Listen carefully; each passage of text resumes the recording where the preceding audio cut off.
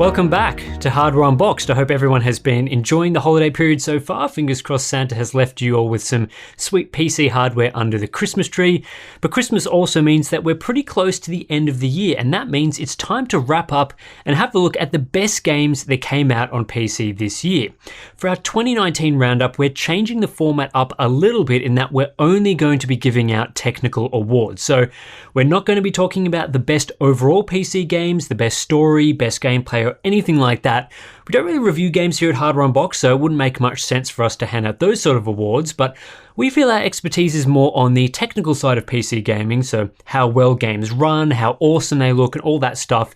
You'll have seen our benchmark and optimization videos throughout the year, so yeah, this year it's just technical awards. We just want to put that disclaimer right at the start of the video because I'm sure some people will be wondering why we didn't talk about their favorite game of the year, their overall favorite. Again, these are just technical awards, but we did ask our Patreon members for some nominations in each category, so I think we've ended up with a really great collection of the best stuff to come out on PC this year from a technical perspective. Pretty decent year for gaming, so let's get into the awards.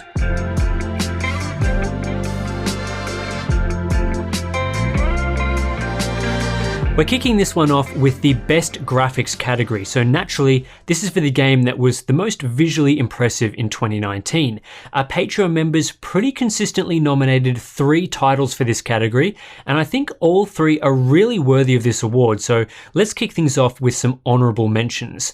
Firstly, we have Metro Exodus. This is a really impressive game visually, and that's no surprise coming from 4A Games, who have been pushing the limits of graphics, especially on PC, since they released Metro 2033 way back in 2010. 4A have continued to use their in-house 4A engine for all of the Metro titles, with several upgrades coming to the version used with Exodus, and for a game that uses essentially its own engine, the results are stunning. Part of what makes Exodus look so fantastic are the environments, a post-apocalyptic landscape is a great building block, but unlike, say, Fallout 76, Exodus pairs this landscape with all the bells and whistles. The texture work and lighting are some of the most impressive aspects in this game, even if we ignore ray tracing, which it also supports. The shadowing, volumetrics, ambient occlusion, global illumination, bloom effects and so on are top notch and give the dense game world depth and realism. There are plenty of wow moments throughout this game visually, so it's definitely deserving of an honourable mention. Another frequently nominated game was Control, a game that surprised me with its quality. I really enjoyed playing through this one this year. Developed by Remedy Entertainment, Control has beautiful visuals both from an artistic and technical standpoint.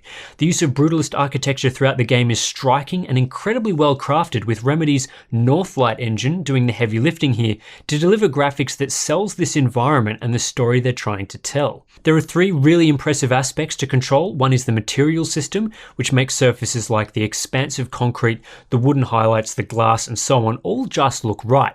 The particle system for the weapons is unlike many other games and gives a real sense of something alien in the game world, and the lighting system is insane and highly tailored to look fantastic in this environment, with heavy use of reflections, shadowing and ambient occlusion. Throw in great character models with top-notch mocap as a bonus and you have a beautiful game. But the game that I think is truly deserving of our Best Graphics Award is Red Dead Redemption 2. This game had a troubled launch plagued with technical issues, but that didn't stop Rockstar from delivering a stunning visual experience on PC, taking things up a notch from other titles released on the platform this year. If you have the hardware horsepower to run the game on its maximum settings, and you'll need a lot of GPU power to do so, you'll be treated to an incredible presentation that's far beyond the already excellent graphics Red Dead Redemption 2 delivered on consoles last year. There isn't an area of Red Dead's graphics that appear compromised. Whether you look at object models, characters, environments, lighting, textures, water simulations, volumetrics, it all looks fantastic. And when you pair that with a dense, realistic game world where all of these effects are combined, you're left with a truly jaw-dropping experience that only a company with the resources of Rockstar could achieve. Some of these effects are punishing to run. High-level reflections look great without the use of ray tracing, but they hurt GPU performance. And the high levels of lighting effects cut your frame rate in half, particularly at night in the township areas. But boy does the game look stunning, to the point where I feel Red Dead Redemption 2 is a step forward for PC gaming and graphics as a whole. This game has set the benchmark for 2020, and it'll take a lot of hard work to beat it, which is why it's deserving of our Best Graphics Award for 2019.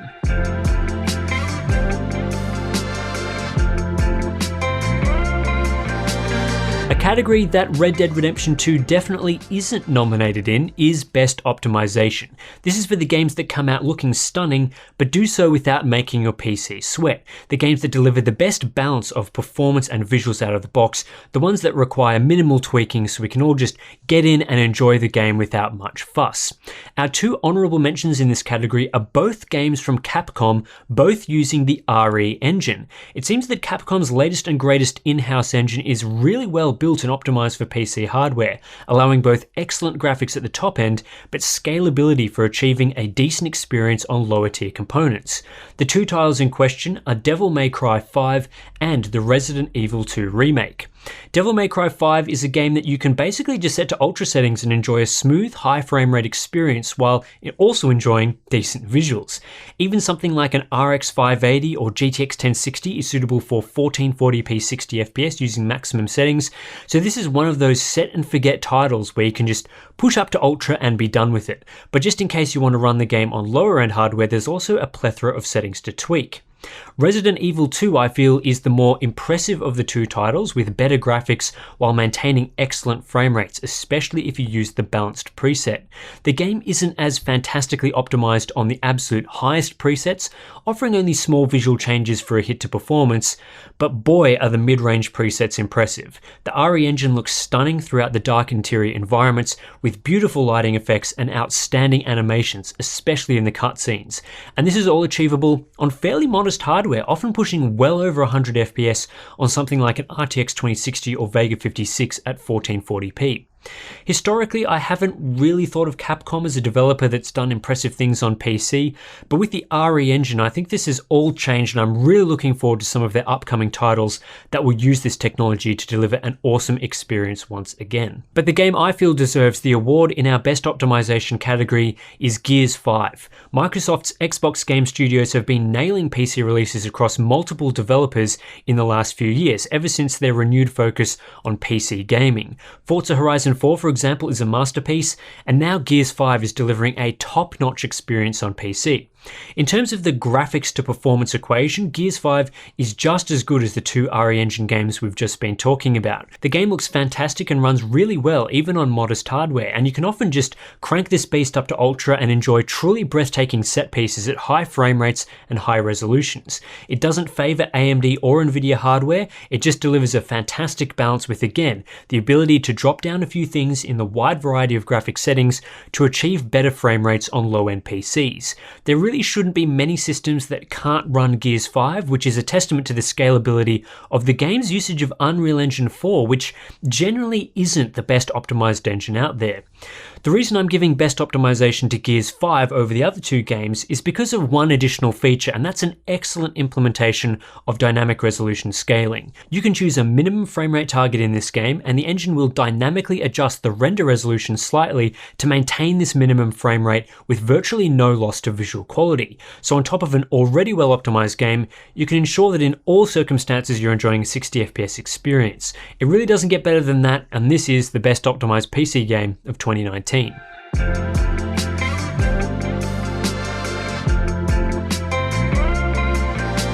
These days, I think it's important to acknowledge games that nail the experience from day one.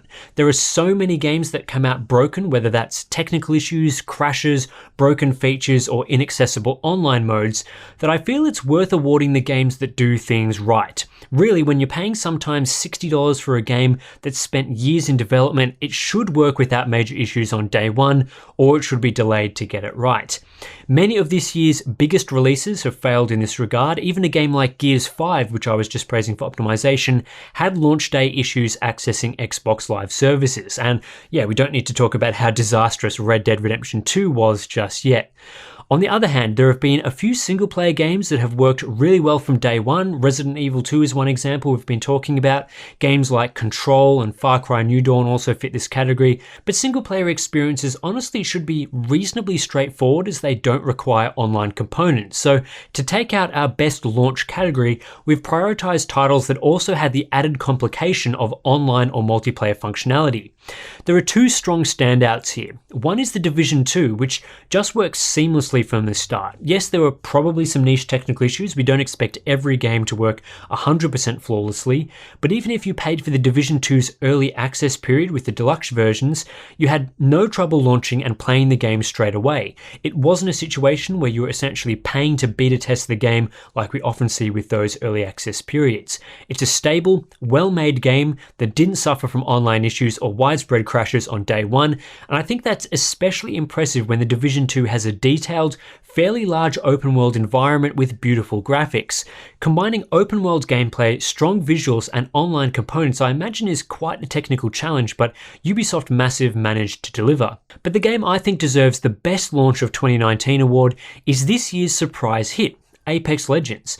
There was really no notice that this game was coming, no publicly accessible betas, no pre-announcements with release dates, nothing. It was just announced and released on the same day, and it just worked. You could download it for free, jump into a game straight away, and have fun right from the start with minimal fuss. It's very rare to see these surprise launches with games, and I think it's especially challenging with a multiplayer title, so kudos to Respawn Entertainment for getting this one right.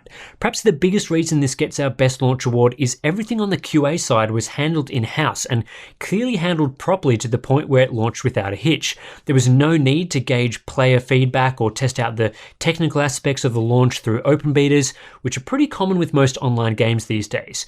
Only the best developers out there have that ability, which is why Apex Legends is deserving of the Best Launch award of 2019.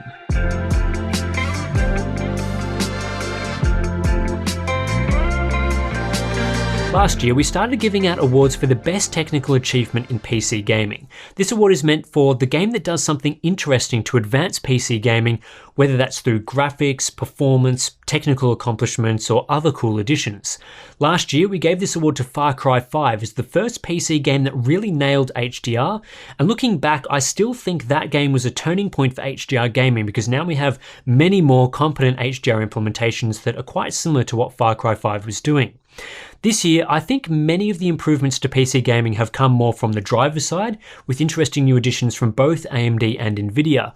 Both companies have introduced technologies such as image sharpening, which we covered in multiple videos this year, as well as ultra-low latency modes for competitive gaming. And more recently, AMD has launched their mouse input dynamic resolution technology called Radeon Boost. So all of those things are pretty interesting, and some of which are quite well worth using for PC gamers. But on the games and game developer side, there haven't been as many major advancements, which kind of makes sense given we're right at the end of a console generation, with many developers more focused on getting their engines ready for the next gen.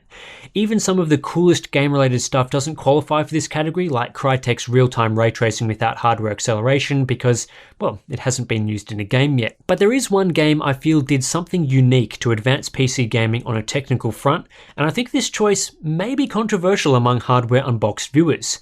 The winner of our Best Technical Achievement Award for 2019 is Control, with its ray tracing implementation.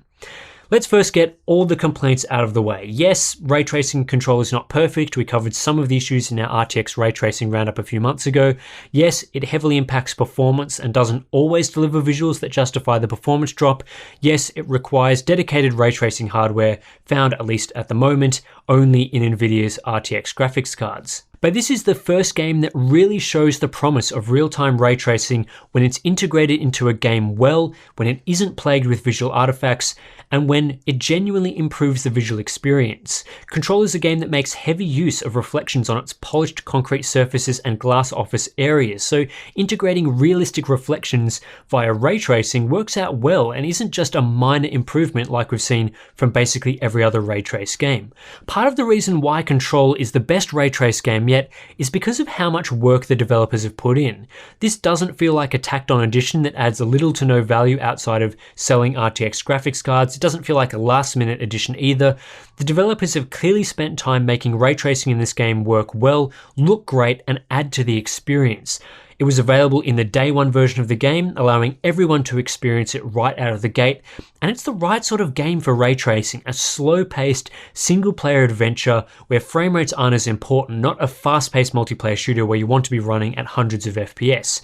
Appreciating the stunning visuals is all part of the control experience, which makes ray tracing a perfect fit. Now, if you've seen any of my previous videos on ray tracing, I don't praise this sort of technology lightly, but Control is genuinely the first and still the only game that I think demonstrates significant benefits from ray tracing, and I hope it paves the way forward for the technology. Kudos to Remedy for getting it right. You've earned the Best Technical Achievement Award of 2019.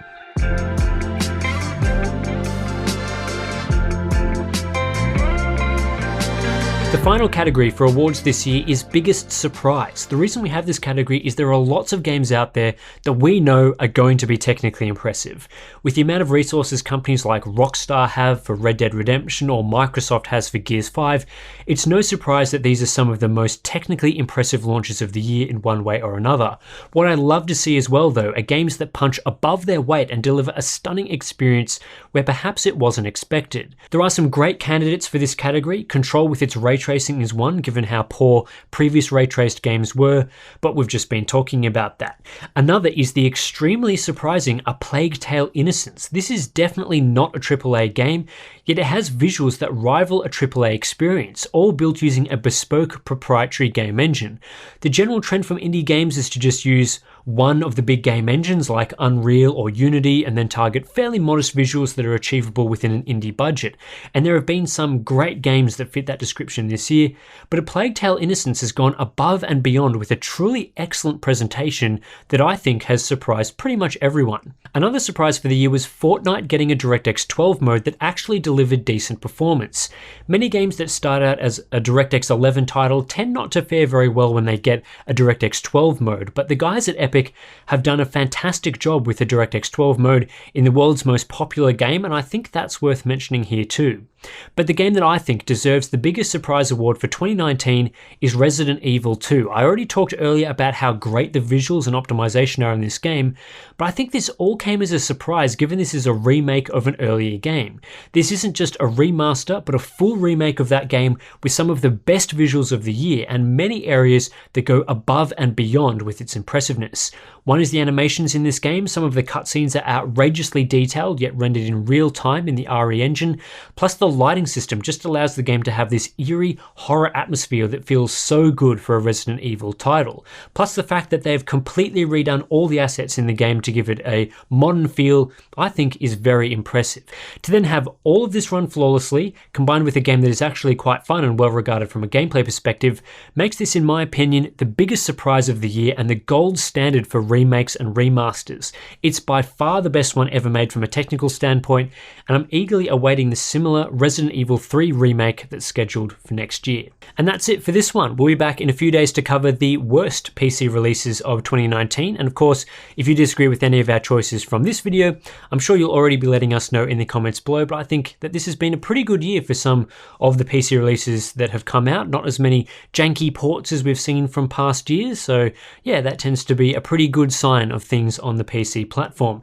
As always, you can subscribe for more Hardware Unboxed content, give the video a like if you enjoyed it, consider supporting us through our Patreon page, links to that are in the description below, and I'll catch you in the next one.